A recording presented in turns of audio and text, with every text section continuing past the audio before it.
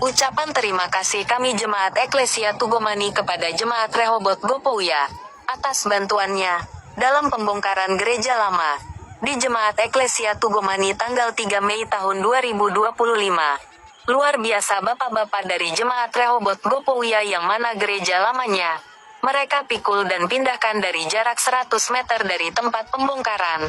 Awalnya, kami jemaat banyak pertanyaan muncul di dalam diri kami.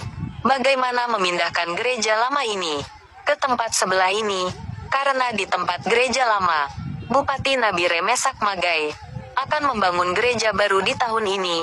Dan juga kami dari Jemaat Eklesia Tugomani tidak membalas apapun kepada bapak-bapak yang mana membantu kami. Atas bantuannya, Tuhan Yesus sebagai kepala gereja akan memberkati.